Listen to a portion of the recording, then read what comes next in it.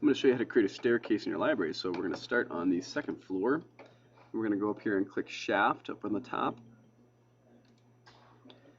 And I'm going to select the rectangle here, rectangle bounding tool, and zoom in just a little bit. I'm going to put mine down here. I'm not sure where you designed your staircase, but I'm going to select just a little bit inside from this corner, because otherwise your girders are going to be showing. Remember, your girders go from column to column, and somewhere around there. That looks pretty good. Base constraint should be ground floor. Top constraint should be top of second floor. So if I click apply,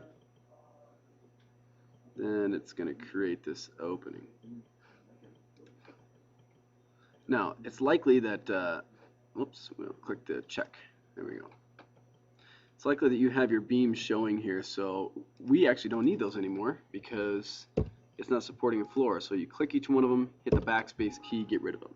So we now have an opening here. Now we're going to go, still in the architecture tab, we're going to create stair. And since you're in the second floor, we need to change the base constraint to ground floor, and we need to go to top of second floor. And just click apply. Now I'm going to make mine come in from the left and then curve up. It's going to make a curved staircase. So I'm going to select here. If you see very faintly, it says 16 rises created, or sorry, all the way over it says 35 rises created. So since I'm going to do a split, I need to do, I'm going to say maybe about 20 with 15 remaining. So we're going to give this a try. I'm going to click here, and then I'm going to do my additional up around here, kind of at a 45-degree angle to this. Now I can't do it right here because when I widen the staircase, it's not. I'm not going to be allowed to widen the staircase if I start it down here. So I'm going to click up right around here, and then go up.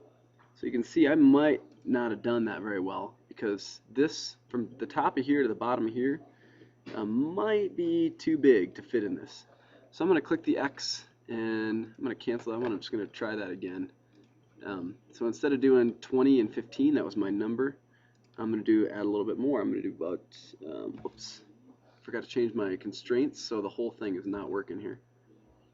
I'm going to change my constraint, ground floor, always check your constraints, top of second floor, apply that.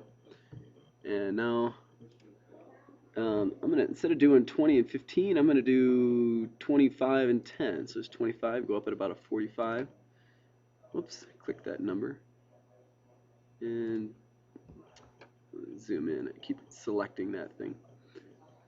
And somewhere around there, okay? And that looks good. That's going to fit inside there. Doesn't matter if it goes up to the edge. Not yet, anyway. So I'm not going to click the green check yet. I'm on modify. I need to select the top part of my stairs. It's only 3 feet wide. It's not good. So I'm going to make it. I'm going to make mine 6 feet. Anywhere from 6 to 8 feet would work. The stairway at the school is 6 feet wide. You know what? I might make that 8. We'll see if that works. See if this also works at 8. I like a wider staircase. I don't like to bump into people. All right, so that looks like it's going to be good. You can see that this is barely not in that shaft opening, but the whole thing is going to slide up, so I think we're okay. Click the green check, and now I click my staircase anywhere on the steps, and you'll select the whole thing. Then click your align tool and align the edge of the shaft to pull the stairway up there. So there we go. And then I click modify, and I'm actually going to ooch my right arrow key. I ooch that over just a little bit. You might want to just click and drag the whole staircase over and then align it. But anyway, I think that looks pretty good. I like having an opening up on this side and around this side also. So that looks pretty good. So we're going to go back to ceiling plan ground floor. We're going to add a ceiling now. And so I'm in the architecture tab, click ceiling. And I want a 16-foot height offset. If you recall that sheetrock comes in 4x8 sheets, so that's pretty good to have a 16 feet. That's kind of an even increment. It's a 19-something foot ceiling, so it gives us 3 feet above the ceiling for utilities. Automatic ceiling doesn't usually work, so we're going to click sketch ceiling and the rectangle.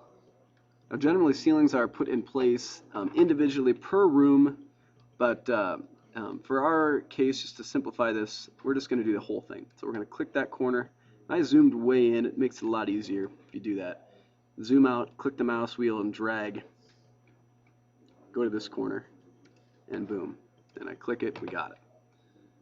So zoom out. Now we have a ceiling, and that ceiling is actually going to be cut out of this shaft, so we're okay there. So now let's go back into ground floor, and I'm going to do a camera view. So if I click view, 3D camera, I'm going to take a look at this,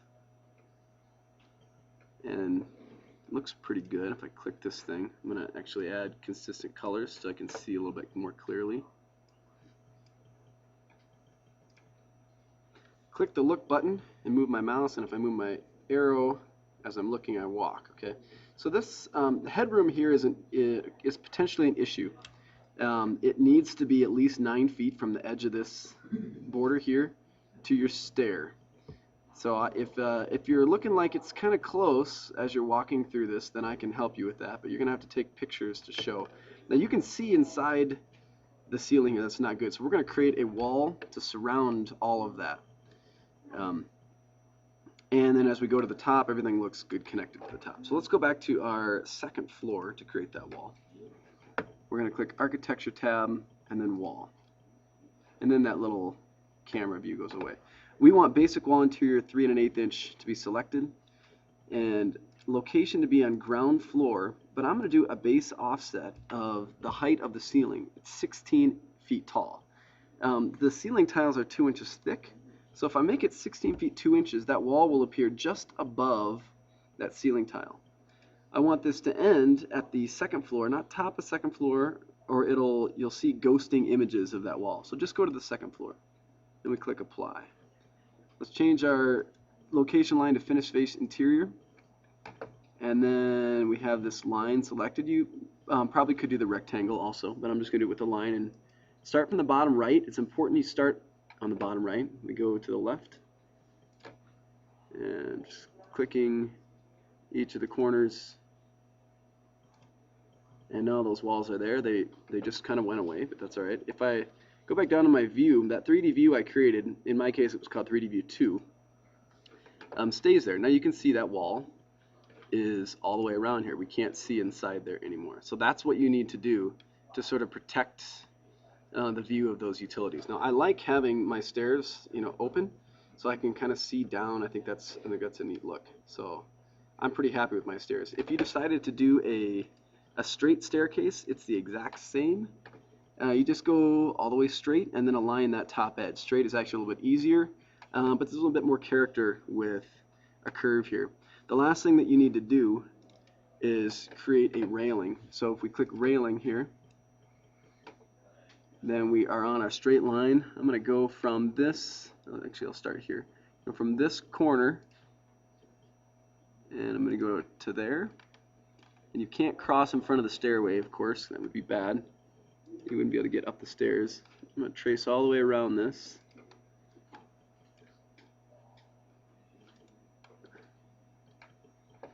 Oops, it looks like that didn't hold. I'm looking for that pink line. Looks like it goes line at a time. I want to make sure that I go right to the inside there. At least that's what I'm thinking anyway. And looks like it didn't have a line here. So it doesn't chain. You gotta click every individual piece. Now let's click the green check and we'll see if that worked. Okay, it looks like it's sort of on the inside there. I'm gonna go to my 3D view again and see if that did what I wanted it to do. I'll walk up here. Alright, so that railing didn't quite work. It looks like it's kind of floating. It's on the inside edge of that, although that is kind of a neat look. That's because my base level is second floor. I really need to make that top of second floor. Click apply. Now it's a little bit better, but you can see that it's kind of hanging. It's not really on this floor. It's sort of just kind of floating there. And I've seen railings that actually do that. They hang over the edge. So that's okay. Generally, if that's the case, you'd have a post in the corner.